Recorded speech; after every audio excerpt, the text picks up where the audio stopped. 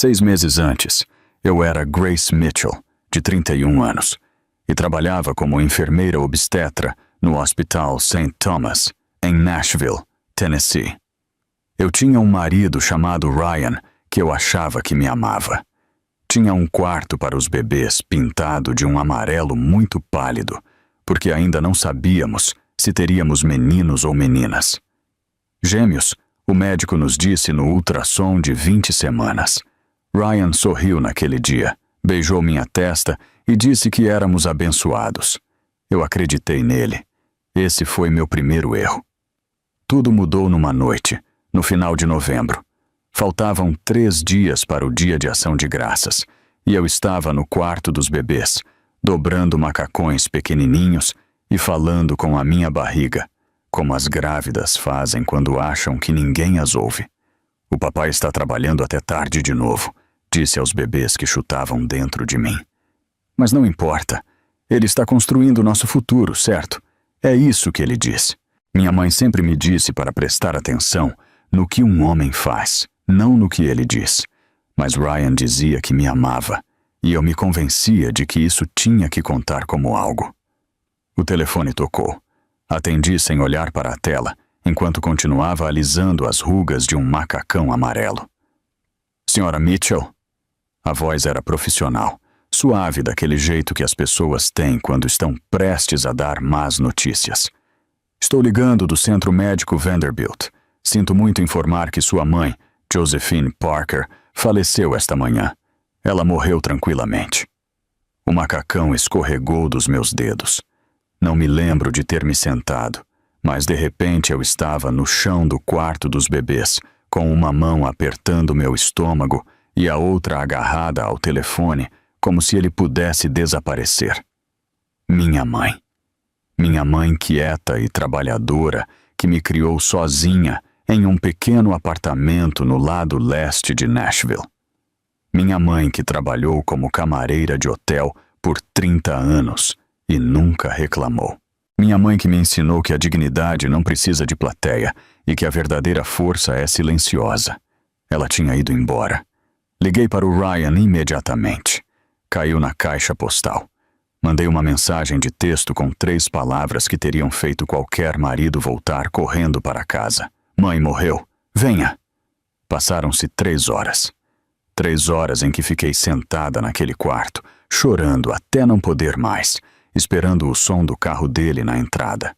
Quando ele finalmente cruzou a porta, estava olhando para o telefone. Nem sequer levantou os olhos. Ei, você me ligou? Eu estava em reuniões. Victoria precisa das projeções do 4º trimestre para sexta-feira e estou atrasado com a análise. Finalmente ele me olhou. Espera, por que você está chorando? Minha mãe morreu, Ryan, esta manhã. Ele piscou. Seu rosto mudou para algo que quase parecia preocupação, mas que não chegava aos olhos. Ah, que barra! Que pena, meu amor. Ei, preciso terminar este relatório. Victoria conta comigo. Falamos amanhã, tá? Ele me deu um tapinha no ombro, como se daria a um colega de trabalho que acabou de dizer que roubaram sua vaga de estacionamento. Depois, caminhou para o escritório da casa e fechou a porta. Fiquei sentada no corredor, do lado de fora do escritório dele, grávida de 8 meses dos filhos dele, minha mãe recém-falecida e eu inventando desculpas para ele. Ele está estressado. Tem um grande projeto. Será diferente quando os bebês nascerem. Eu era tão boa em mentir para mim mesma. Na manhã seguinte, encontrei uma caixa com os pertences da minha mãe na mesa da cozinha. O hospital havia enviado seus efeitos pessoais. Não era muito, porque mamãe nunca teve muito. Uma bíblia gasta, algumas fotografias, um relógio barato com o vidro quebrado e mais uma coisa. Um velho telefone flip, daqueles do ano 2005, com um post-it colado com a letra cuidadosa da minha mãe. Grace, mantenha-o carregado. Se algo acontecer comigo, alguém ligará. Confie neles. Com amor, mamãe. Fiquei olhando para aquele bilhete por muito tempo. Minha mãe tinha sido camareira de hotel e depois empregada doméstica para famílias ricas em Bellemeade. Por que alguém importante ligaria para ela? O que haveria para dizer? Coloquei o telefone para carregar e o deixei de lado. Eu tinha coisas maiores com que me preocupar, como o fato de meu marido ter acabado de entrar na cozinha usando seu melhor terno, com a aparência de um homem que se dirige a um lugar importante. Falei com a Victoria. Disse sem me olhar nos olhos. Ela acha que deveríamos pular o funeral da sua mãe. Pega mal logo antes do baile de gala da empresa. As pessoas podem pensar que estou distraído do trabalho. Pular o funeral da minha mãe? Ryan deu de ombros. Também não é como se ela fosse alguém importante, sem ofensa. Algo mudou dentro de mim naquele momento. Algo pequeno, mas significativo, como a primeira rachadura em uma represa. Senti que apertava a mandíbula. Senti que as palavras surgiam de um lugar mais profundo do que minha necessidade habitual de manter a paz. Vou ao funeral da minha mãe, Ryan. Com ou sem você? Ele revirou os olhos. Tudo bem, mas não espere que eu te console em outra das suas crises emocionais. Alguns de nós têm responsabilidades reais. Ele foi trabalhar. Fiquei na cozinha, com a mão na barriga, sentindo os 2 bebês chutarem ao mesmo tempo, como se estivessem concordando comigo, como se soubessem que algo não estava certo. O funeral foi 3 dias depois. Uma capela pequena, quase sem flores. Apenas 4 pessoas compareceram. Eu, o pastor, um homem de terno caro que não reconheci, e Diane Brooks. Diane tinha 58 anos. A melhor amiga da minha mãe por quase 40 anos. Era uma contadora aposentada com uma língua afiada e a tendência a dizer exatamente o que pensava, sem importar quem estivesse ouvindo. Ela me conhecia desde que eu usava fraldas e nunca tinha gostado do Ryan. Ela o chamava de espertinho.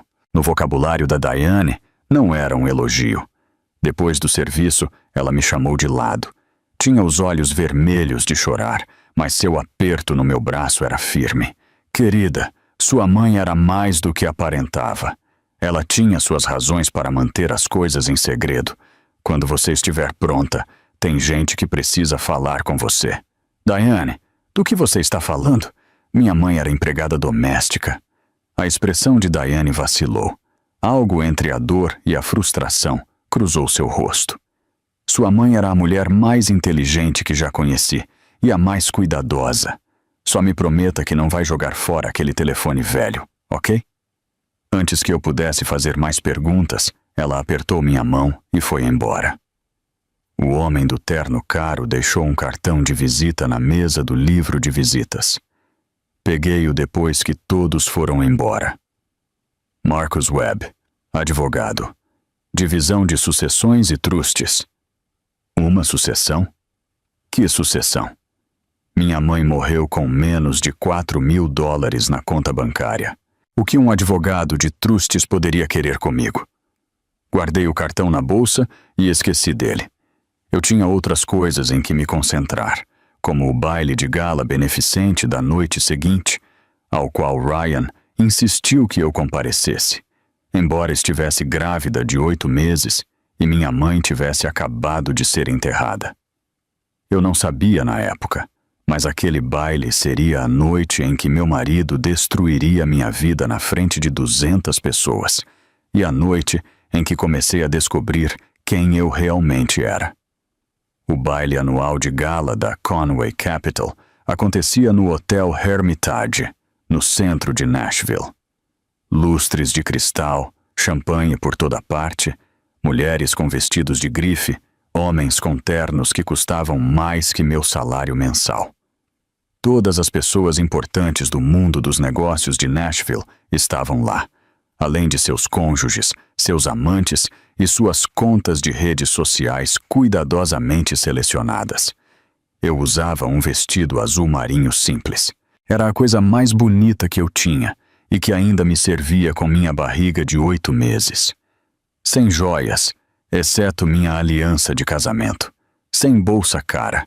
Eu parecia exatamente o que era: uma enfermeira obstetra que não pertencia àquele lugar. Ryan tinha insistido para que eu viesse. Victoria perguntou especificamente por você. Ele tinha dito. É importante. Victoria Conway tinha 42 anos. Era a CEO da Conway Capital e chefe do meu marido. Era o tipo de mulher que entrava nos lugares e fazia todos os outros se sentirem menores. Divorciada 2 vezes, sem filhos, conhecida em toda a comunidade empresarial de Nashville como alguém que sempre conseguia o que queria. Ela construiu sua empresa do zero, depois que o sócio de seu pai roubou tudo de sua família.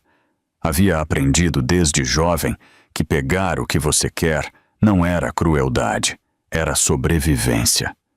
Eu a tinha visto algumas vezes em eventos da empresa. Ela sempre me olhava como se eu fosse uma mancha em um móvel impecável. Esta noite não foi diferente.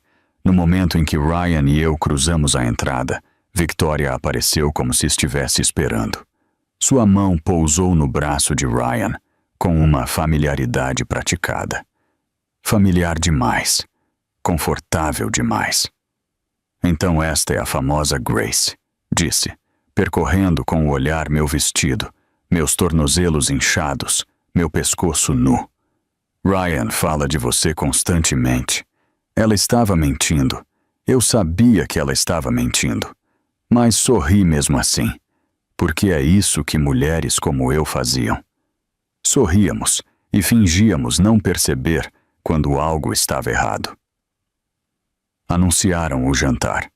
Movi-me para o assento ao lado de Ryan, como qualquer esposa faria.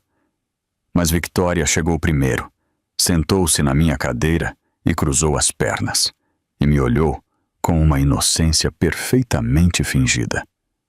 Ah, desculpe. Você precisava deste lugar? Ryan e eu temos assuntos a discutir. Coisas do setor. Com certeza você entende. Ela apontou para uma cadeira na ponta da mesa, perto das portas da cozinha, por onde os garçons entravam e saíam com bandejas cheias.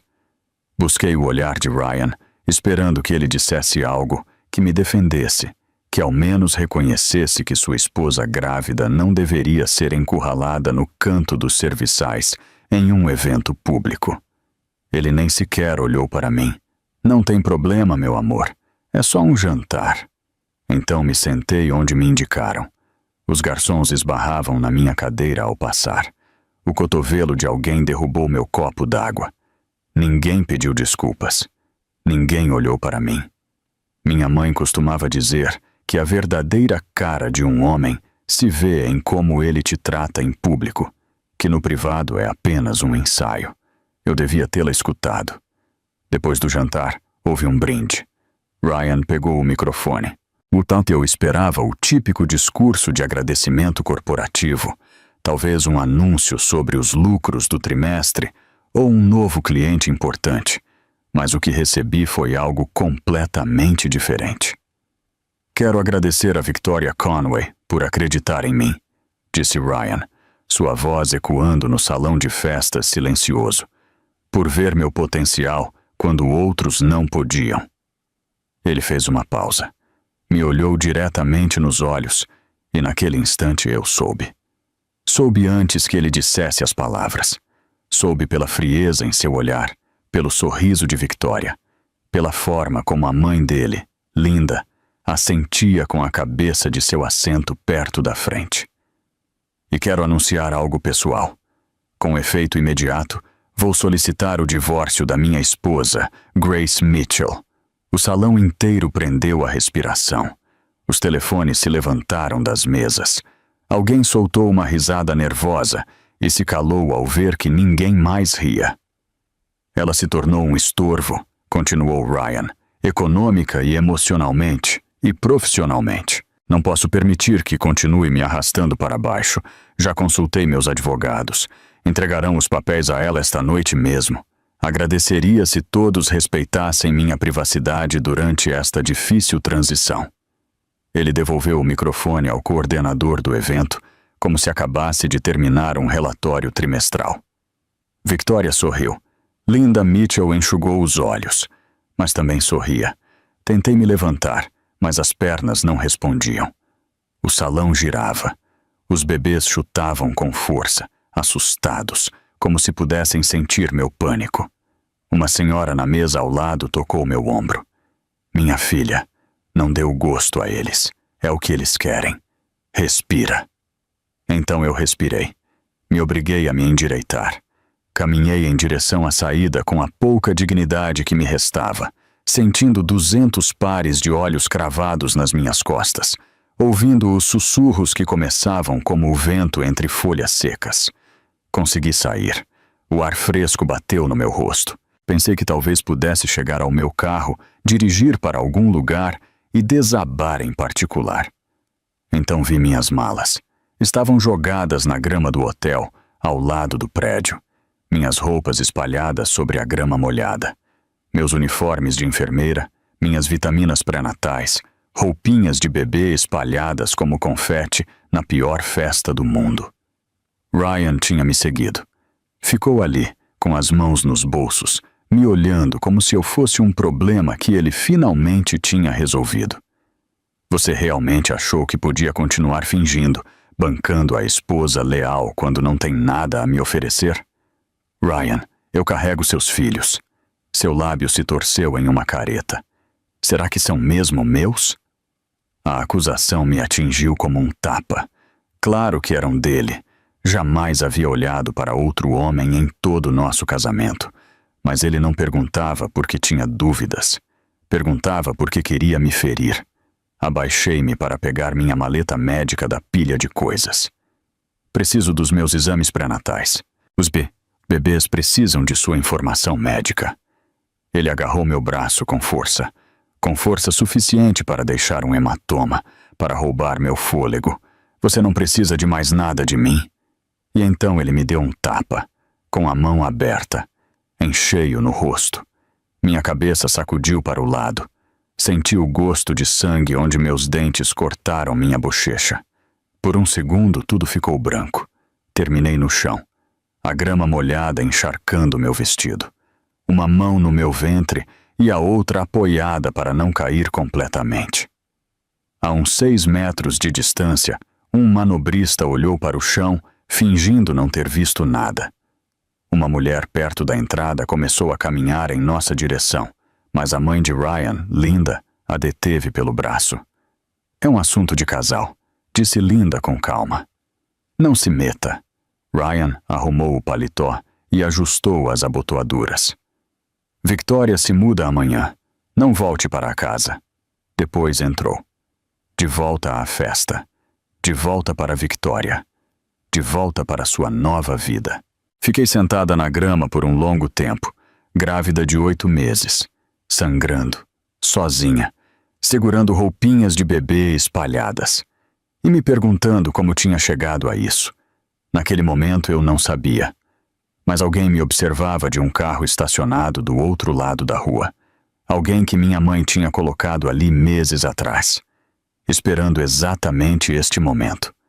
E em algum lugar da minha bolsa, aquele velho celular flip. Finalmente estava carregado e pronto para entregar uma mensagem que mudaria tudo. Diane Brooks me encontrou às 2 da manhã. De alguma maneira, eu havia conseguido chegar ao apartamento dela, dirigindo entre lágrimas e em estado de choque, com uma mão no volante e a outra pressionada contra meu ventre dolorido. Os gêmeos não tinham parado de se mexer desde o tapa, inquietos e assustados, de uma forma que eu podia sentir, mas não explicar. Aquele filho da mãe, disse Diane quando abriu a porta e viu meu rosto.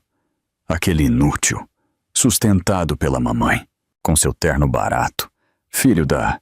Vou riscar o carro dele, vou furar os pneus.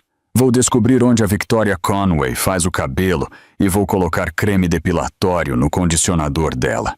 Diane, por favor, só preciso pensar. Ela parou de repente. A raiva desapareceu de seu rosto, substituída por algo mais suave. Ela me guiou até o sofá. Trouxe gelo para minha bochecha. Me envolveu em uma manta como se eu fosse uma criança que entrava do frio. Minha filha, me disse, sentando-se ao meu lado. Sua mãe temia que isso acontecesse. Nunca confiou naquele homem. Uma vez ela me disse: Diane, minha Grace ama demais. Algum dia alguém vai usar isso contra ela. Eu devia ter te dito algo antes. O que você poderia ter dito? Eu não teria escutado. Diane ficou em silêncio um momento. Depois quase sorriu. Vocês, mulheres Mitchell, são teimosas como mulas. Sua mãe uma vez brigou com um parquímetro e ganhou. Apesar de tudo, senti meus lábios se curvarem no primeiro quase sorriso em horas. Mas é isso que acontece com as mulheres Mitchell, continuou Diane. Derrubam vocês, mas vocês sempre se levantam. Você carrega o sangue dela, Grace. Não se esqueça. Foi então que o velho celular Flip vibrou. Eu tinha esquecido que estava na minha bolsa, mas em algum momento durante o caos da noite tinha terminado de carregar e agora estava vivo com uma notificação, uma mensagem de voz de semanas atrás. Pressionei reproduzir com os dedos trêmulos. Senhorita Mitchell, fala Marcus Webb, da Webb e Associados. Sou o executor do testamento de sua mãe. Surgiu algo urgente. Endireitei-me de repente. Testamento? Minha mãe? Foi enviada uma carta registrada para seu domicílio conjugal há 3 semanas. A mensagem continuava. Segundo nossa confirmação de entrega, foi recebida e assinada por alguém chamado Air Mitchell. Ryan, precisamos falar imediatamente. Sua mãe deixou instruções muito específicas para sua proteção. Por favor, retorne a ligação o mais rápido possível. A mensagem de voz terminou. Olhei para o telefone como se ele pudesse se explicar sozinho. Ryan assinou algo. Ryan recebeu uma carta dirigida a mim de um advogado que cuidava do patrimônio da minha mãe. E nunca me disse. Ele sabia de algo. Algo sobre minha mãe. Algo que ele tinha ocultado. E de repente, seu comportamento ganhou um sentido diferente. Sua frieza quando ela morreu.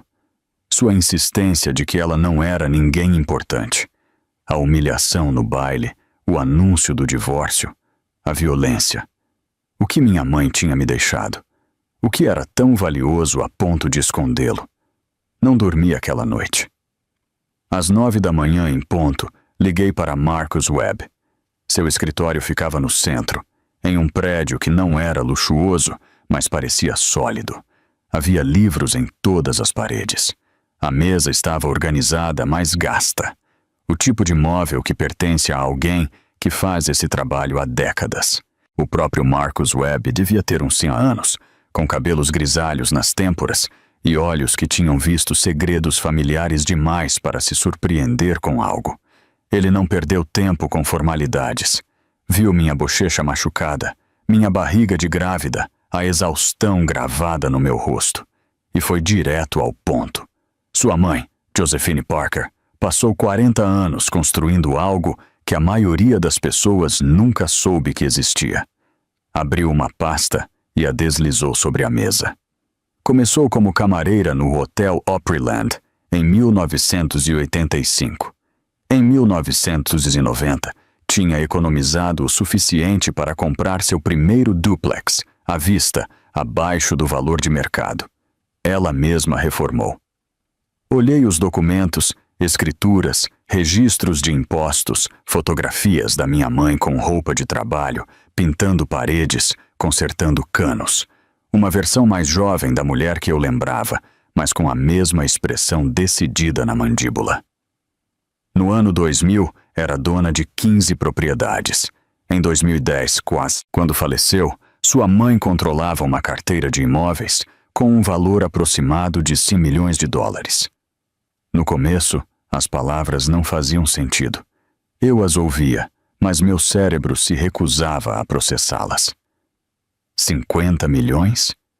Marcus assentiu. Nunca melhorou seu estilo de vida. Nunca comprou um carro bonito. Nunca se mudou daquele duplex onde você cresceu. Vivia como se ainda contasse centavos, porque sabia que a riqueza à vista atrai predadores. Senti que o quarto se movia. Agarrei-me aos braços da cadeira. Ela sabia que alguém poderia tentar me usar. Sussurrei. Tinha pavor de que algo acontecesse comigo. Por isso ela estabeleceu o fundo fiduciário, Trust, da maneira que fez. Marcos explicou a estrutura. A herança completa seria transferida para mim com uma condição. Eu tinha que reivindicá-la por mim mesma. Se qualquer cônjuge, parceiro ou familiar tentasse acessar o fundo em meu nome ou apresentasse qualquer reclamação sobre os bens conjugais que envolvessem estes fundos, o fundo seria congelado por 5 anos e uma investigação completa seria ativada. Ryan tentou acessar. Eu disse. Não era uma pergunta. Marcos tirou outro documento. 3 dias depois do funeral da sua mãe, alguém usando as credenciais de Ryan Mitchell tentou acessar os registros do fundo no First Tennessee Bank. Usou seu sobrenome de solteira. Afirmou que estava fazendo averiguações em nome de sua esposa. Olhei a data e a hora, o mesmo dia em que me humilhou publicamente. Tentou se apoderar da minha herança pela manhã e depois destruiu minha reputação à noite. Ele sabia que havia dinheiro e, mesmo assim, fez tudo aquilo comigo. Ativou a cláusula de investigação, disse Marcos, o que significa que os protocolos de proteção do fundo agora estão em vigor. Protocolos de proteção? Sua mãe preparou certas medidas de segurança. Um detetive particular que está vigiando a situação desde que ela foi hospitalizada. Um contador forense que já está revisando os registros financeiros. E uma advogada de direito de família chamada Sandra Newman, que foi contratada precisamente para esta situação. Fiquei olhando fixamente para ele. Minha mãe tinha sido camareira de hotel, uma mulher simples que recortava cupons e comprava marcas genéricas, e nunca deu o menor sinal de que tivesse algo mais do que víamos. Mas ela estava se preparando para isto há anos, talvez décadas. Sua mãe não te deixou apenas dinheiro, Grace. Ela te deixou um exército. Pela primeira vez desde o baile, algo mais que desespero percorreu meu peito. Não era esperança exatamente. Ainda não, mas era uma possibilidade. E agora, o que eu faço? Agora? Disse Marcos, deslizando outro cartão sobre a mesa. Você liga para a Sandra Newman e se defende. Peguei o cartão, minhas mãos ainda tremiam, mas agora por uma razão diferente. Minha mãe sabia que isso podia acontecer. Ela já tinha visto o Ryan com clareza. Mesmo quando eu não conseguia, e de algum lugar além da morte, ela ainda tentava me proteger. Eu não ia decepcioná-la. As 2 semanas seguintes passaram mais rápido do que eu esperava. Sandra Newman era uma advogada de direito de família de uns 45 anos, com cabelo curto e grisalho e a intensidade tranquila de alguém que tinha passado décadas vendo gente ruim machucar gente boa. Não perdia tempo com pena. Ela se baseava em fatos. Isto é o que temos, disse durante nossa primeira reunião. Agressão física. Há pelo menos um manobrista de testemunha que está disposto a depor. Humilhação pública projetada para prejudicar sua reputação. E evidência de que seu marido sabia da sua herança e tentou acessá-la antes de se livrar de você. Colocou fotografias sobre sua mesa. Minha bochecha com hematoma. Meu braço inchado onde Ryan tinha me segurado. Tudo com data, hora, documentado e oficial. Isto é o que vamos fazer. Apresentaremos o pedido de divórcio primeiro, não os papéis dele, os seus. Solicitaremos ordens de proteção.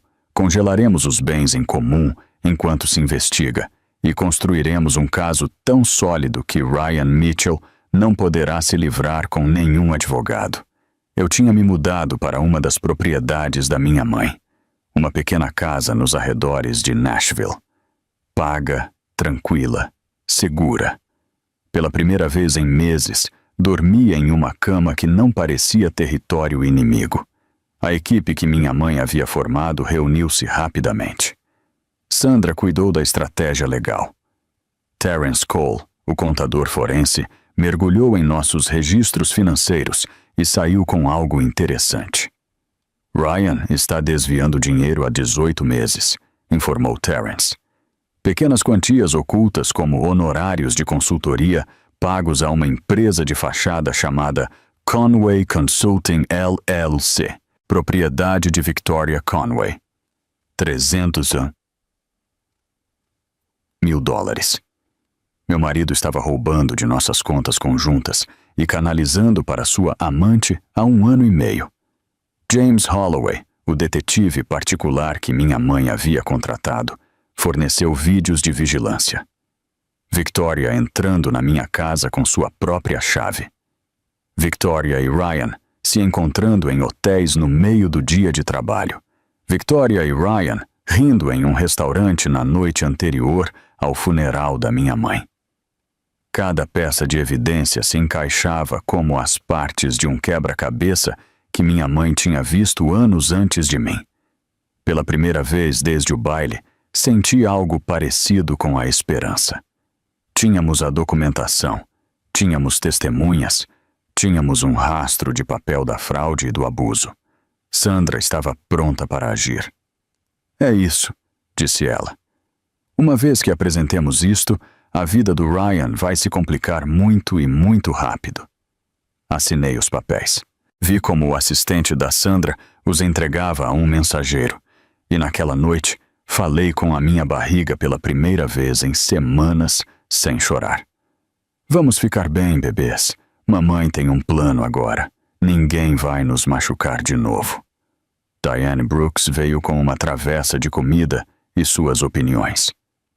Continuo dizendo que você deveria me deixar riscar o carro dele, disse.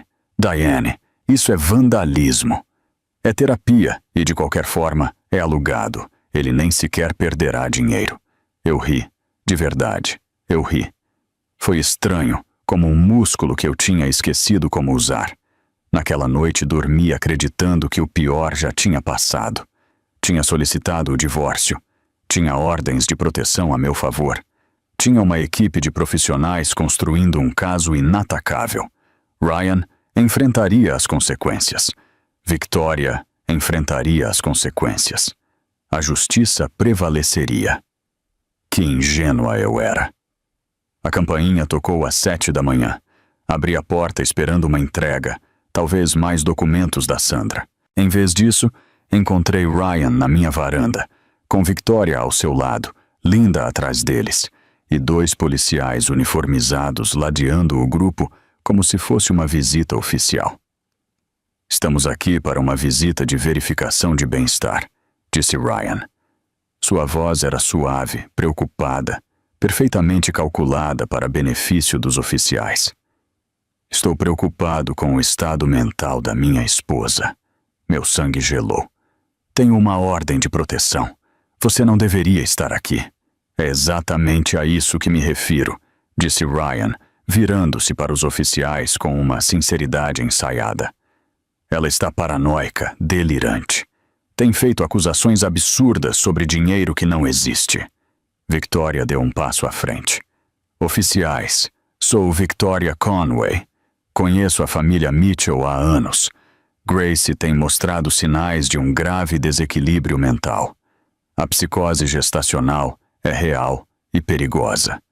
Só estamos tentando ajudar. Linda secou os olhos com um lenço. Meus netos estão em perigo. Ela não está estável. Os oficiais pareciam desconfortáveis, mas tinham que seguir os procedimentos. Alguém tinha apresentado uma queixa. Tinham que investigar. Em menos de 2 horas, eu estava em uma ambulância. Em menos de 3, estava em uma sala de avaliação psiquiátrica em Vanderbilt, com 8 meses de gravidez, vestindo uma camisola de hospital, tentando explicar a um psiquiatra cético que não estava delirando e que minha mãe realmente tinha me deixado $100 milhões. Seu marido diz que sua mãe era camareira de hotel e morreu sem bens, disse o psiquiatra. Ele está mentindo. Há um advogado, Marcus Webb. Ele pode verificar tudo. O psiquiatra escreveu algo em suas anotações.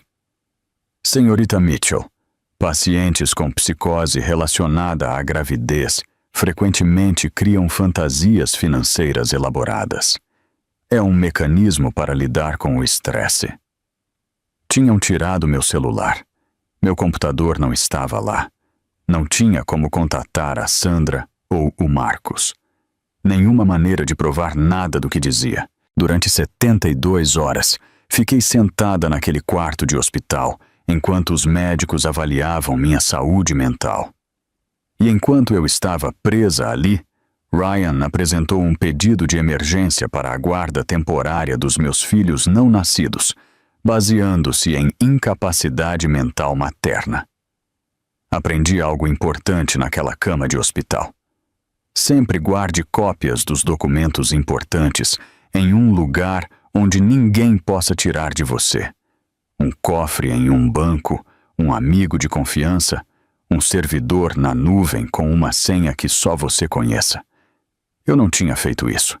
Tinha guardado tudo em um só lugar, acessível, vulnerável.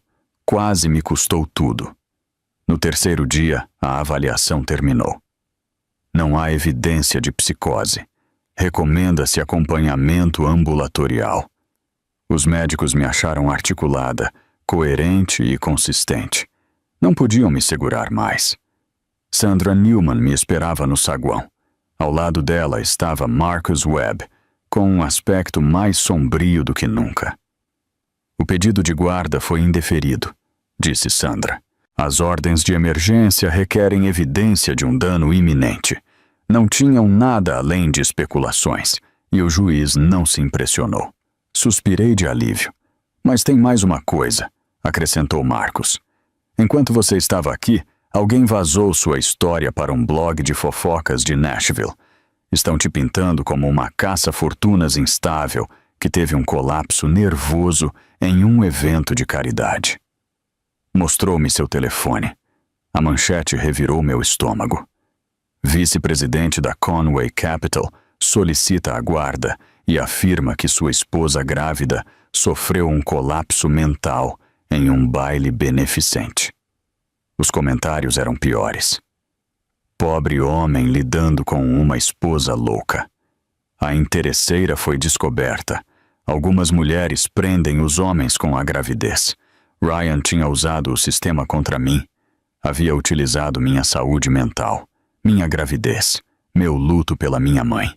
Tudo retorcido em uma história que o convertia na vítima. Mas também temos boas notícias, disse Sandra. Terence terminou a análise forense. Temos a fraude documentada, transferências bancárias, a propriedade da empresa de fachada, tudo. Estamos prontos para apresentar denúncias criminais. Respirei fundo e depois outra vez. Faça. Sandra sorriu. Não era um sorriso caloroso. Era o sorriso de uma mulher que tinha passado a carreira lutando contra gente como Ryan e Victoria e que era muito boa em ganhar. Já está em andamento. Saí daquele hospital acreditando que tínhamos virado o jogo. A evidência era sólida. A estratégia legal era firme. Ryan e Victoria estavam prestes a enfrentar consequências reais. Não sabia que a Victoria Conway tinha uma última jogada e que quase destruiria tudo. Naquela tarde voltei para a casinha sentindo algo próximo ao otimismo. Um falso otimismo, como se revelou. Mas isso eu ainda não sabia. A retenção psiquiátrica tinha terminado. O pedido de guarda estava morto. Tínhamos evidência suficiente para soterrar Ryan e Victoria em problemas legais por anos. Me permiti acreditar que a parte difícil tinha acabado. A porta principal estava destrancada. Eu tinha certeza de tê-la fechado quando a ambulância me levou. Mas o estresse prega peças na memória. Talvez eu tivesse esquecido. Lá dentro, a casa tinha sido destruída. As gavetas estavam abertas e esvaziadas. Papéis espalhados por todas as superfícies. As fotografias da minha mãe arrancadas das molduras. Os poucos pertences que trouxe da minha antiga vida com Ryan estavam revirados e jogados como lixo. Em um canto da sala havia uma lixeira de metal, da qual ainda saíam fios de fumaça. Caminhei até ela como uma mulher em um sonho. Dentro encontrei cinzas. Cinzas cinzentas e delicadas, que um dia foram documentos. Minhas cópias dos papéis do fundo fiduciário, as fotografias dos meus hematomas, minha certidão de nascimento, as imagens do ultrassom dos bebês. Tudo o que eu precisava para provar meu caso tinha ido embora. Sobre a bancada da cozinha, um bilhete esperava, com uma letra que não reconheci, mas que de alguma forma sabia de quem era. Você deveria ter ficado no hospital. V. Victoria. Victoria Conway tinha feito isto. Enquanto eu estava trancada em uma ala psiquiátrica, ela tinha entrado na casa da minha mãe e queimado minhas provas. Minhas mãos tremiam enquanto eu procurava meu telefone. Liguei para a Sandra. Caixa postal. Liguei para o Marcos. Caixa postal. Liguei para a caixa postal da Diane. Eram 11 da noite e ninguém atendia. Eu estava parada entre os escombros do que tinha sido meu refúgio temporário, com 8 meses de gravidez e completamente sozinha. Via como a fumaça saía das cinzas de tudo o que eu precisava para me defender. E bem naquele momento, começaram as contrações. Não eram as de Braxton Hicks, aquelas de treinamento que eu sentia há semanas. Eram contrações de verdade, agudas, na parte baixa do ventre, muito seguidas e cedo demais. Faltavam 6 semanas para os bebês nascerem. Não, sussurrei. Agora não, por favor, agora não. Mas o corpo não negocia. Os gêmeos iam nascer. Estivesse eu pronta ou não. Dirigi sozinha até o hospital. Não devia ter feito isso. Foi perigoso, imprudente e poderia ter custado minha vida. Mas não tinha para quem ligar. Ninguém para me ajudar. Ninguém para segurar minha mão enquanto meu mundo desmoronava. A unidade de maternidade do Hospital St. Thomas. Era um lugar que eu conhecia bem. Havia trabalhado naqueles mesmos corredores durante anos. As enfermeiras de plantão me reconheceram imediatamente. Levaram-me correndo para um quarto e começaram a me conectar a monitores e colocar soro com uma eficiência muito profissional. Grace, o que aconteceu? Perguntou uma delas ao ver meu rosto pálido, minhas mãos trêmulas e como eu me assustava com cada barulho.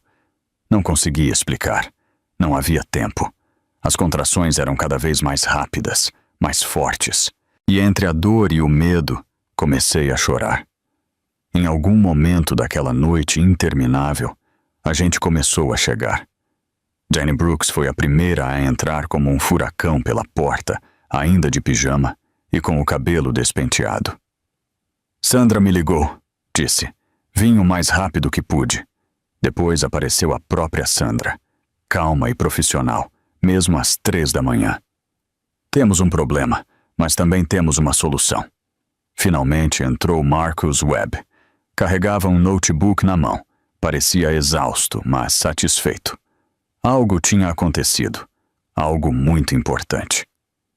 James Holloway subiu tudo para a nuvem há semanas, disse Marcus. Sua mãe insistiu que tivéssemos backups adicionais. Victoria queimou umas cópias, mas não queimou os originais. O alívio que senti foi tão grande que quase desmaiei, embora talvez fossem as contrações. E tem mais, continuou Marcus. James tinha câmeras de vigilância na cabana. Temos um vídeo da Victoria entrando com um galão de gasolina. Temos o rosto dela, a hora, tudo. Incêndio criminoso, invasão de domicílio, destruição de documentos legais. Nós a pegamos. Uma contração me atravessou, tão forte que me deixou sem ar. Mas eu estava sorrindo, ou chorando, ou as duas coisas ao mesmo tempo. Os gêmeos nasceram às 6 da manhã. Primeiro um menino, e 2 minutos depois, uma menina. Ambos prematuros. Ambos pequenininhos, mas ambos saudáveis. ambos perfeitos. Primeiro colocaram meu filho nos meus braços. Tinha uma covinha no queixo e uns dedos minúsculos que se agarraram ao meu como se tivesse esperado a vida toda por aquele instante. Depois me deram minha filha, com a teimosia da mãe já marcada em sua mandíbula. Bem-vindos ao mundo, bebês, sussurrei. Desculpem por tanto drama, já vai acabar tudo. Diane espiou por cima do meu ombro para vê-los. Este aqui tem o queixo teimoso da sua mãe, disse, apontando para meu filho. Vai ser um problema. Ri entre lágrimas. Que bom, respondi. As mulheres Mitchell somos teimosas. Já era hora de termos um homem Mitchell teimoso também. 3 semanas após o nascimento dos gêmeos, eu já estava pronta para contra-atacar. Seus nomes eram Joseph e Marie. Joseph por minha mãe, Josephine. E Marie, porque assim se chamava minha avó, uma mulher que nunca conheci, mas cuja força, ao que parecia, corria pelo sangue da família. Dormiam em Moisés idênticos no quarto de hóspedes da Diane, enquanto eu me recuperava. Diane tinha insistido que eu ficasse com ela até que tudo se resolvesse. É muito perigoso na cabana, me disse, e há muitas lembranças ruins. E ela tinha razão. Sandra Newman estava trabalhando sem descanso. As provas que tínhamos reunido eram contundentes. A fraude de Ryan, o incêndio provocado por Victoria, a conspiração para que me declarassem incapacitada, a tentativa de roubo da minha herança. Cada detalhe estava documentado, com data e hora, e pronto para ser apresentado. Mas eu queria algo mais que provas. Queria um espetáculo. Vamos fazer isso durante a leitura do testamento, disse em uma das nossas reuniões de estratégia. A herança da sua mãe exige uma leitura formal, com todas as partes interessadas presentes. Victoria se qualifica porque seu nome aparece na investigação de fraude e porque tentou acessar os fundos do fundo fiduciário. Vou dar a eles exatamente o que esperam, me corrigiu Sandra. Um procedimento legal chato onde possam contestar sua herança e te pintar como uma pessoa mentalmente instável. E então, vou mostrar a eles o que realmente temos. Ela sorriu, mas não foi um sorriso amável. Vão entrar naquela sala pensando que já ganharam. Vão sair de lá algemados. As notificações foram enviadas. Eram comunicados legais e formais que exigiam o comparecimento à leitura do último testamento de Josephine Parker. Ryan recebeu a dele no apartamento que agora dividia com Victoria. Victoria recebeu a dela nos escritórios da Conway Capital. Nenhum dos dois sabia o que os esperava. A leitura estava agendada para uma terça-feira de manhã. Passei a noite anterior na casa da Diane, tentando dormir, mas não consegui. No final desisti e fiquei sentada na sala no escuro, vendo meus bebês respirarem. Há algo que acontece quando você se torna mãe. O mundo muda. Tudo o que você achava que importava, tudo o que pensava que não poderia superar, se reajusta em torno desta nova verdade. Seus filhos precisam que você seja forte. Seus filhos precisam que você lute. Seus filhos precisam que você vença. Ryan tinha me dado um tapa enquanto eu os carregava no ventre. Victoria tinha queimado as provas enquanto eu estava em trabalho de parto. Linda tinha tentado tirar a guarda de mim antes mesmo de nascerem. Amanhã eu ia me certificar de que nenhum deles voltasse a se aproximar dos meus bebês. Entrei na sala de reuniões às 9 da manhã em ponto. Roupa profissional, maquiagem discreta, sem mostrar nenhuma emoção. Sandra tinha me instruído sobre como me apresentar. Não dê nada a eles com que reagir. Não deixe que vejam que você tem medo. Você é uma mulher Mitchell. Comporte-se como tal. Ryan já estava lá. Estava sentado na outra ponta da mesa com seu melhor terno, com uma aparência arrogante e segura de si. Ao seu lado estava Victoria, perfeita como sempre, com a mão sobre o braço dele num gesto claro de posse. Linda também tinha vindo e estava parada atrás de seu filho, como um guarda-costas feito de roupa de grife e olhares de julgamento. Na cabeceira da mesa estava sentado Marcus Webb, e junto a ele, Sandra Newman e Terence Cole. E num canto havia duas pessoas que não reconheci, vestidas com roupas profissionais. Ryan percebeu e franziu a testa. Quem são eles? Em um momento você vai entender, disse Marcus.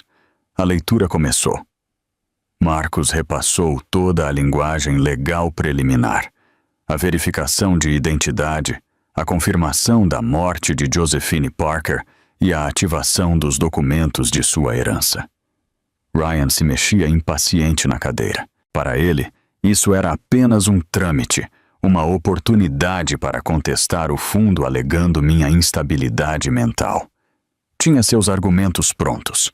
Não tinha a menor ideia do que estava por vir. O patrimônio de Josephine Parker, leu Marcus, avaliado em aproximadamente 50 milhões de dólares em imóveis, transfere-se em sua totalidade à sua única herdeira, Grace Marie Mitchell. Ryan zombou. Isto é ridículo. Essa mulher era uma faxineira. Quero provas de fato desses supostos bens. Marcus deslizou uma pasta sobre a mesa. Títulos de propriedade, extratos bancários, declarações de impostos, 30 anos de documentos que provavam cada palavra. Observei o rosto de Ryan enquanto folheava as páginas. Vi como a cor sumia de sua pele. Vi como suas mãos começavam a tremer. A expressão de Victoria não mudou, mas seus dedos apertaram com mais força o braço de Ryan. Ela sabia. Sempre soube que havia dinheiro. Por isso tinha ajudado a me destruir. No entanto, continuou Marcus, devido a múltiplas tentativas documentadas de interferir com este patrimônio, incluindo tentativa de acesso não autorizado, conspiração para cometer fraude e destruição de documentos legais, foi compilada a seguinte evidência e foi encaminhada às autoridades correspondentes. Uma tela atrás dele ganhou vida. Primeiro apareceram os e-mails de Victoria. Eram mensagens diretas para Ryan, indicando exatamente como me fazer parecer instável. Faça parecer louca. Use o tema da gravidez. Apresente como se estivesse preocupado com o bem-estar dela. Depois, os registros bancários. Transferências de nossas contas conjuntas para a Conway Consulting, uma sociedade anônima. 340 mil dólares desviados para a empresa de fachada de Victoria durante 18 meses. Depois, o vídeo de vigilância. Victoria entrando na minha cabana com um recipiente de acelerante. Victoria iniciando o fogo que destruiu meus documentos. O rosto de Victoria, claro e inconfundível, iluminado pela chama que ela mesma havia provocado. E, finalmente, um áudio. James Holloway tinha instalado um dispositivo de gravação semanas atrás e tinha captado a confissão de Victoria no quarto do hospital. A única forma de conseguir esse dinheiro era garantindo que te declarassem mentalmente incapacitada ou morta. Sua própria voz, suas próprias palavras, ecoaram para que toda a sala ouvisse. Victoria levantou-se tão rápido que sua cadeira se espatifou no chão. Isto é uma armadilha! Esta vigilância é ilegal! Um dos profissionais do canto deu um passo à frente. Senhorita Conway, sou a detetive Margaret Sullivan do Departamento de Polícia de Nashville. Você está presa para interrogatório por incêndio criminoso, fraude e conspiração. Por favor, acompanhe-nos. A postura perfeita de Victoria finalmente se quebrou. Seu rosto se desfez numa careta horrível, desesperada. Ryan tentou correr, mas outros 2 oficiais que eu não tinha visto bloquearam a porta. Sr. Mitchell, o senhor também está preso. Linda Mitchell levantou-se de um salto. Isto é um absurdo! Meu filho é a vítima, aqui! Levantei-me pela primeira vez desde que a leitura começou.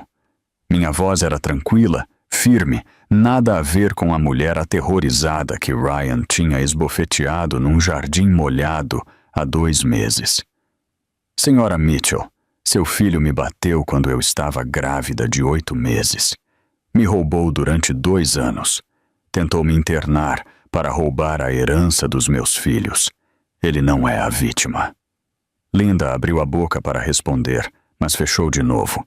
Não tinha nada a dizer. Os oficiais levaram Ryan e Victoria algemados. Sem drama, sem sirenes nem gritos. De forma silenciosa e profissional, como se levassem o lixo que finalmente tinha começado a cheirar mal. Marcos limpou a garganta. Mais uma coisa. Tirou um envelope de sua pasta. Josephine deixou uma carta pessoal para Grace, para ser lida depois que a verdade viesse à tona. O envelope era simples, de papel branco. Meu nome estava escrito na frente com a letra cuidadosa da minha mãe.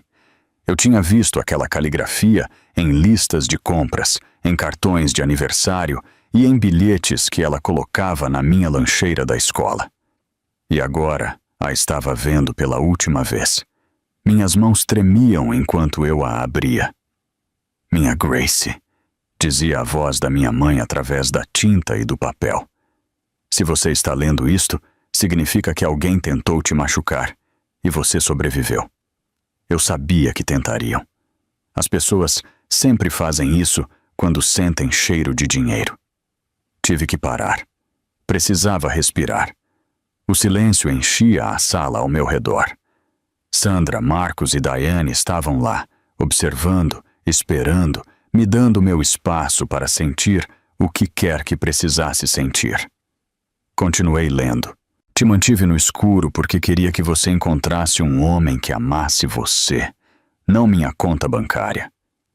Queria que você construísse uma vida baseada em quem você é, não no que ia herdar. Sinto muito se errei. Sinto muito se isso te custou caro. Mas também sabia que você lutaria, porque você é uma mulher Mitchell. Nós somos derrubadas, Grace. Sempre nos derrubam. Mas nós nos levantamos de novo. Nos levantamos porque temos que fazer isso. Porque desistir nunca esteve no nosso sangue. O dinheiro é seu agora. Use para os bebês. Use para você. Use para construir uma vida onde ninguém possa te fazer sentir pequena outra vez. Estou tão orgulhosa de você, minha menina. Estive orgulhosa de você cada dia da sua vida. Desde o momento em que te segurei em meus braços pela primeira vez, até o momento em que escrevi estas palavras. Aconteça o que acontecer, vá aonde for. Torne-se quem se tornar. Quero que saiba que sua mãe te amou com tudo o que tinha. Agora vá e mostre ao mundo do que são feitas as mulheres Mitchell. Com todo o meu amor. Sempre, mamãe. PS, você já sabe onde escondi o bom bourbon. Tome um copo por mim. No final, eu já estava chorando. Não eram as lágrimas desesperadas e aterrorizadas que eu tinha derramado naquele gramado molhado. Estas eram diferentes, mais limpas de alguma forma. Eram uma mistura de luto, gratidão e algo mais. Diane também estava chorando. Droga! Murmurou secando os olhos. Conheci ela por 50 anos e ela ainda encontra maneiras de me fazer chorar. Pegou seu telefone e escreveu uma mensagem. Encontrei o bourbon. Leu em voz alta. É do caro. Sua mãe tinha bom gosto. Ri entre lágrimas. Claro que tinha. Sandra me deu uns minutos para me acalmar antes de passar aos assuntos práticos. Os processos criminais levariam tempo, meses, talvez anos. Mas as proteções civis já estavam em andamento. Ryan não tinha direito à herança, nem à guarda, nem a nada, exceto as consequências de suas próprias decisões. O divórcio seria finalizado em algumas semanas. As ordens de proteção permaneceriam vigentes indefinidamente. O fundo passaria ao meu controle total. Pela primeira vez na minha vida adulta, eu era completamente livre. O que você quer fazer agora? Perguntou Sandra. Era uma pergunta simples, mas me deixou gelada. Durante tanto tempo, minha vida tinha se tratado de reagir. Reagir aos humores de Ryan, às suas exigências, a uma crise após a outra. Agora eu podia agir. Agora eu podia escolher. Quero ir para casa, disse. Quero abraçar meus bebês e depois quero encontrar uma maneira de garantir que isto não aconteça com mais ninguém. Sandra assentiu, como se aquela fosse exatamente a resposta que esperava. Diane me levou de volta ao seu apartamento, onde Joseph e Marie esperavam com a enfermeira noturna que eu havia contratado.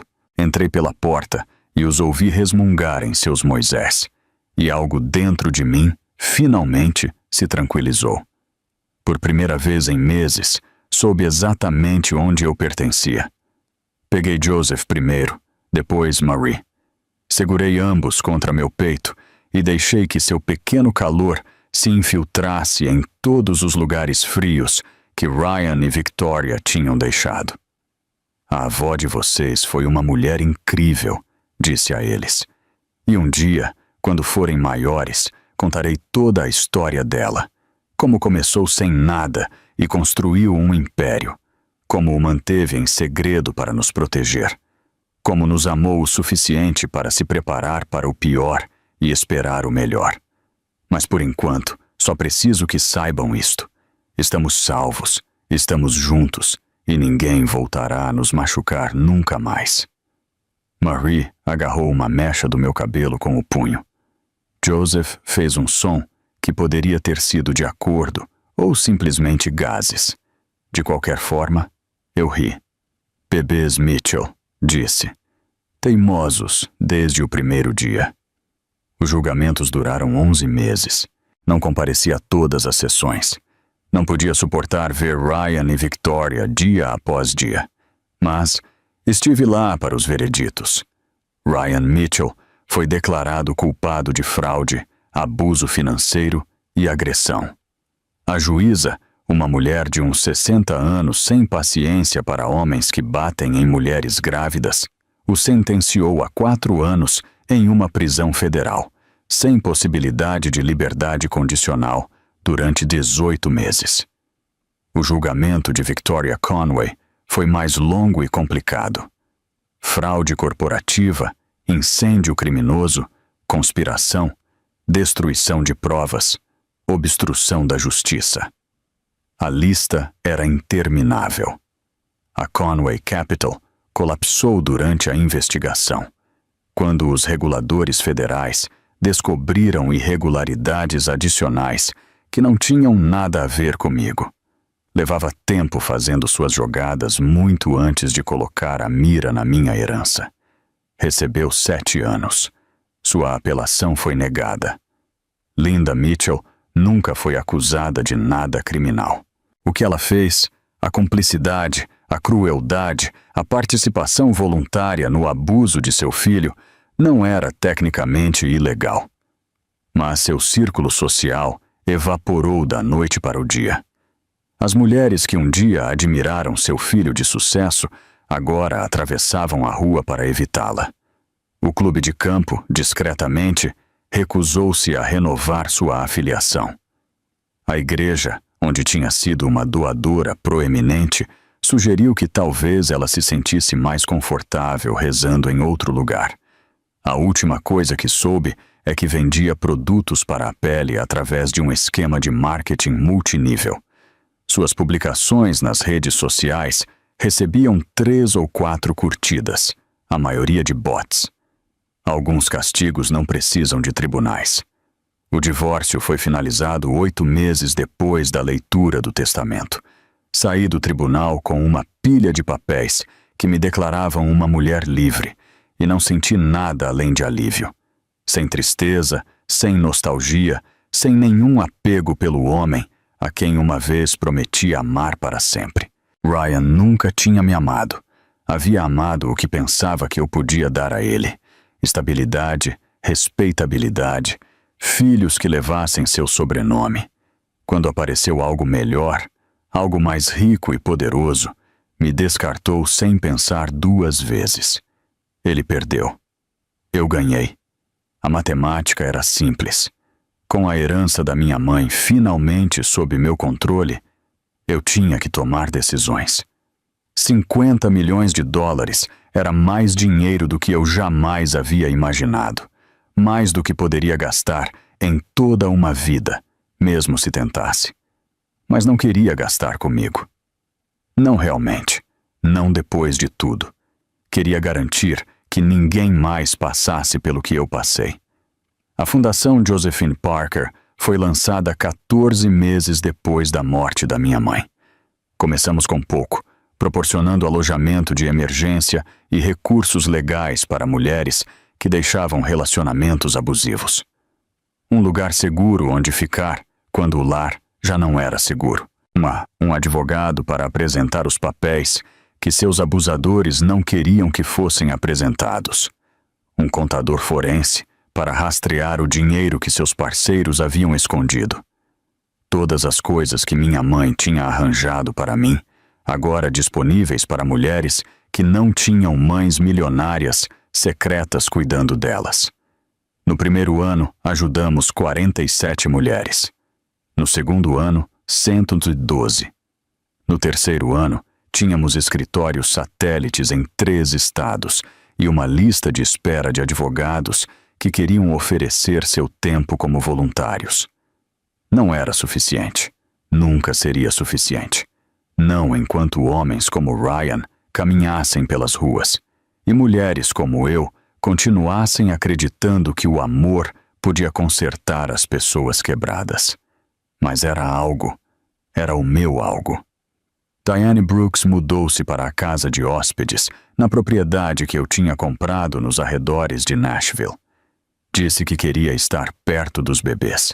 Eu sabia que queria me vigiar, garantir que eu não trabalhasse demais, nem esquecesse de comer, nem nenhuma das outras coisas que as filhas em luto às vezes esquecem. Não me importava tê-la ali. Parecia manter um pedaço da minha mãe por perto.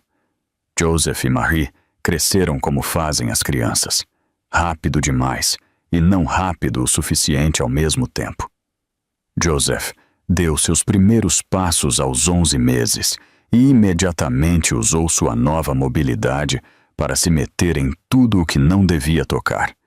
Marie preferia observar, vendo o caos do irmão com uma expressão que sugeria que estava tomando notas para mais tarde. Nunca perguntaram pelo pai. Eram pequenos demais para entender. Algum dia perguntariam, e eu teria que encontrar as palavras para explicar por que o homem que se supunha que devia amá-los em vez disso havia machucado a mãe deles. Mas esse era um problema para a Grace do futuro. A Grace do presente tinha o suficiente com que lidar. Saí com alguns homens de vez em quando nos anos seguintes. Nada sério. Um pediatra que conheci em um evento de caridade. Um empreiteiro que reformou uma das propriedades da fundação. Homens agradáveis, gentis. Homens que não faziam minha pele se arrepiar quando me tocavam. Mas eu não tinha pressa. Tinha me apressado para casar uma vez, convencida de que o amor significava ignorar os sinais de alerta e confiar em alguém que não tinha merecido. Não ia cometer esse erro de novo. A pessoa certa chegaria eventualmente ou não, e eu estaria bem de qualquer maneira. As mulheres Mitchell não precisavam de homens que as completassem. Só precisávamos de nós mesmas. A carta chegou numa terça-feira, 3 anos depois da condenação de Ryan. Eu estava no escritório da minha casa revisando solicitações de subsídios para a fundação quando Diane bateu na porta com um envelope na mão. "Você vai querer sentar para ler isto?" disse. O remetente era a Instituição Correcional Federal, onde Ryan cumpria sua pena. Seu nome estava impresso no canto, com uma caligrafia que eu ainda reconhecia, mesmo depois de todo este tempo. Olhei fixamente por um longo momento e depois abri. Grace. Começava. Sem querida, sem nenhuma saudação. Apenas meu nome, como uma declaração de fatos. Sei que não tenho direito de contatar você. Sei que provavelmente jogou isto fora sem ler. Mas se ainda está lendo, preciso que saiba algo. Sinto muito pelo que fiz com você. Me perdoe pelo baile, pelo tapa, por todas as mentiras que disse sobre você. Lamento ter tentado te roubar e ter ajudado a Victoria quando quis te destruir. Perdoe-me por cada momento do nosso casamento em que coloquei minha ambição acima do seu coração. Tive muito tempo para pensar aqui dentro, muito tempo para lembrar do homem que eu era antes que a fome de sucesso me transformasse em alguém que não reconheço. Tinha tanto medo de voltar a ser pobre, tão aterrorizado de voltar à vida em que cresci, que estive disposto a destruir a única pessoa que realmente me amava por quem eu era. Não espero seu perdão. Não mereço. Mas preciso que saiba que agora eu entendo. Agora compreendo tudo o que joguei no lixo. A carta continuava por mais 2 páginas, detalhando seu tempo na prisão, a terapia da qual participava, os programas aos quais se juntou. Esse lento e difícil, doloroso processo de voltar a ser um ser humano em vez de um monstro. Justo no final, um último parágrafo. Sei que não tenho nenhum direito de pedir, mas Joseph e Marie são meus filhos. Nunca os conheci, nunca os abracei, jamais os ouvi rir, nem os vi dar seus primeiros passos. Quando eu sair, se você estiver disposta, gostaria de ter a oportunidade de fazer parte da vida deles. Não como pai deles. Perdi esse direito há muito tempo, mas como alguém que cometeu erros terríveis e está tentando ser melhor. Não precisa decidir agora. Não precisa decidir nunca. Mas precisava que soubesse que a porta está aberta, caso algum dia queira cruzá-la. Ryan. Li a carta 3 vezes. Depois, deixei-a sobre a mesa e olhei pela janela para o jardim, onde Joseph e Marie brincavam com Diane. Suas risadas chegavam através do vidro. 3 anos atrás, eu teria queimado esta carta. Teria feito em pedaços e teria me sentido justificada ao fazê-lo. Mas eu já não era a mesma mulher de 3 anos atrás. Agora era mais forte, mais segura de mim mesma, mais capaz de lidar com emoções complexas sem que me destruíssem. Ryan tinha me machucado de formas que ainda ressoavam na minha vida. Tinha me batido, me roubado, tentado me internar num psiquiátrico para tirar meus filhos. Não eram coisas sem importância. Não eram erros que uma simples desculpa pudesse apagar. Mas também era o pai biológico dos meus filhos. E algum dia, Joseph e Marie perguntariam por ele. Queriam saber quem era, o que tinha feito, por que não estava presente. Poderia dizer a eles que era um monstro, e seria verdade. Ou poderia contar que foi um ser humano que tomou decisões monstruosas e passou o resto da vida tentando se tornar algo melhor. Isso também poderia ser verdade, dependendo do que Ryan fizesse com sua liberdade. Não tinha que decidir hoje. A carta dizia que eu não tinha que decidir nunca. Assim que a guardei em uma gaveta com outros documentos importantes, coisas que poderia precisar consultar algum dia, mas nas quais não precisava pensar neste momento, e saí para brincar com meus filhos. "Mamãe!" gritou Joseph quando me viu. "Olha como eu pulo!" Pulou a aproximadamente 10 centímetros do chão e me olhou como se acabasse de conquistar o Everest. "Incrível!" eu disse, e falava sério. Marie puxou minha mão. Ela era mais quieta que seu irmão, mais séria, mas quando sorria, seu rosto se transformava completamente. Levantei-a nos braços e a abracei forte. Joseph exigiu o mesmo tratamento e se jogou contra minhas pernas até que também o carreguei. Por um instante, de pé sob o sol da tarde com meus 2 filhos nos braços, tudo o mais se desvaneceu. A carta do Ryan, a sentença da Victoria, o dinheiro e a fundação. E o complicado legado que minha mãe me deixou. Só existia este momento. Só nós. Só uma vida que tínhamos construído sobre os escombros da que nos haviam arrebatado. O que viesse depois, enfrentaríamos juntos. Às vezes as pessoas me perguntam, geralmente em eventos da fundação ou em entrevistas sobre a organização: como sobrevivi? Como passei de receber um tapa no jardim, com 8 meses de gravidez, a dirigir uma organização sem fins lucrativos multimilionária que ajuda mulheres de todo o país? A resposta honesta é que não sei. Não sei de onde tirei forças para me levantar quando Ryan me derrubou. Não sei como continuei respirando durante essas 72 horas na ala psiquiátrica. Não sei o que me fez assinar o papel que Sandra colocou na minha frente em vez de desistir. Mas tenho uma teoria. Acho que foi minha mãe.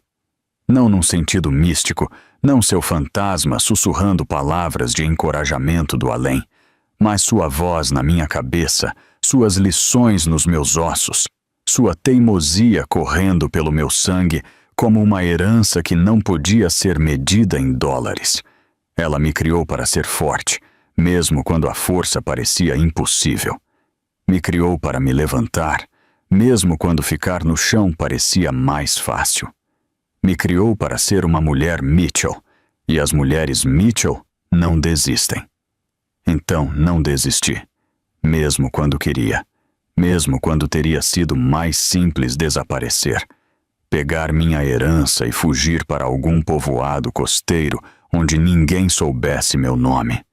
Fiquei, lutei, construí algo que valia a pena. E agora, cada vez que outra mulher cruza as portas da fundação, aterrorizada, ferida e convencida de que sua vida acabou, cabe a mim ser a voz que diz a ela que não é assim. Cabe a mim ser a prova de que sobreviver é possível. Esse é o verdadeiro legado da minha mãe, não o dinheiro, embora o dinheiro ajude. O saber que ser derrubada não é o fim da história, é apenas o começo de uma diferente. Joseph tem 5 anos agora, e Marie também. Começam o jardim de infância no próximo outono, e já me apavora pensar na casa em silêncio sem eles. Conhecem a avó pelas histórias que conto, pelas fotografias nas nossas paredes, pela fundação que leva seu nome. Ainda não sabem sobre o Ryan. Não realmente. Sabem que tem um pai que tomou más decisões e foi embora por um tempo.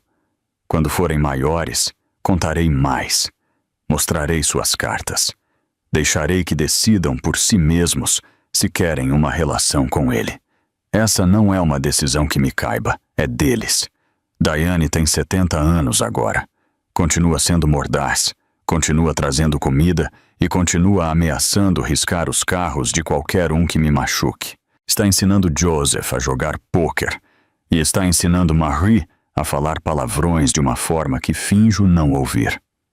É o mais próximo de uma mãe que me resta e alguns dias, vendo-a com meus filhos, quase posso ver minha mãe ali também. Na forma como Diane ri, nos conselhos que dá, no amor teimoso que se recusa a permitir que nenhum de nós desista do outro. A fundação ajudou 243 mulheres no ano passado. São 243 pessoas que tiveram uma segunda chance quando alguém tentou arrebatar a primeira. 243 famílias que permaneceram unidas ou se separaram em seus próprios termos, em vez de serem destroçadas pela violência, a fraude ou a traição. Não é suficiente. Nunca será suficiente. Mas é algo. E algo sempre é melhor que nada.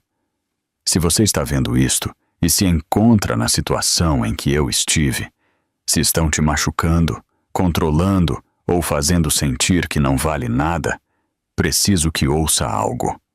Não é sua culpa que mentiram para você. Não é sua culpa que você confiou em alguém que não merecia. Essa é a vergonha deles, não a sua. Mas é sim sua responsabilidade se proteger uma vez que sabe a verdade.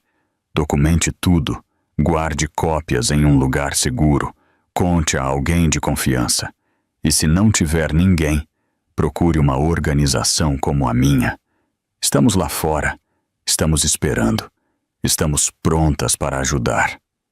Que te derrubem não te faz fraca. Ficar no chão, sim. Minha mãe me ensinou isso. Agora estou ensinando aos meus filhos. E talvez através desta história esteja ensinando a você também. Vamos ficar bem, todos nós, porque é isso que fazem os sobreviventes. Sobrevivemos, nos levantamos, construímos algo novo das cinzas do que nos tiraram e nunca, jamais, deixamos de lutar. Sou Grace Mitchell e me despeço por agora. Vá abraçar alguém que ame e lembre-se: você é mais forte do que pensa. O fim. Ou talvez não o fim, talvez apenas o começo. Porque 6 meses depois de Ryan sair da prisão, ele apareceu no escritório da fundação. Não para causar problemas, não para exigir nada, apenas para ser voluntário. Esteve empilhando caixas no armazém por 3 horas, não disse uma palavra a ninguém e foi embora. Na semana seguinte, voltou. Tem vindo todos os sábados há 2 anos. Ainda não falamos. Não estou pronta. Talvez nunca esteja. Mas Joseph perguntou por ele no mês passado. Perguntou por que o homem do armazém parecia triste. Eu disse a verdade, que é alguém que cometeu erros muito grandes e está tentando ser melhor. Joseph pensou por 1 minuto e depois disse: posso dar um biscoito para ele? Eu disse que sim, e talvez esse seja o verdadeiro final. Não a vingança, não o castigo, não um felizes para sempre. Apenas uma criança pequena com um biscoito e um homem destroçado tentando ganhar algo que não se pode comprar. Apenas misericórdia oferecida livremente, sem condições. Apenas a possibilidade de que as pessoas possam mudar, mesmo quando não temos certeza de que mereçam a oportunidade. Esse é o mundo que minha mãe queria que eu construísse. Um mundo com espaço para segundas chances. Acho que ela estaria orgulhosa. E essa é a história de Grace Mitchell, uma mulher que foi derrubada e se recusou a ficar no chão. Agora, preciso pedir algo a você. Se esta história fez você sentir algo, se te fez ficar com raiva do Ryan, se te fez torcer pela Grace, se te lembrou de alguém que você conhece ou até de si mesma, então faça uma coisa por mim. Aperte o botão de inscrever-se. Não por mim, mas pela próxima mulher que esteja navegando na internet às 2 da manhã, se sentindo sozinha, perguntando-se se alguém entende pelo que ela está passando. Quando você se inscreve, ajuda que esta história chegue até ela. Deixe um comentário abaixo. Diga-me de onde está nos assistindo. Diga-me o que você teria feito no lugar da Grace. Deveria deixar que Ryan veja seus filhos ou mantê-lo afastado para sempre? Leio cada um dos comentários. E se conhece alguém que precise ouvir que sobreviver é possível, compartilhe este vídeo. Às vezes, uma história é o salva-vidas que alguém não sabia que precisava. Obrigado por ficar até o final. Agora você é parte desta comunidade. E lembre-se do que a mãe da Grace ensinou a ela. Que te derrubem não te faz fraca. Ficar no chão, sim. Nos vemos no próximo vídeo. Esta não é apenas uma história de vingança. É um lembrete poderoso de que ser derrubada não te torna fraca. Ficar no chão, sim.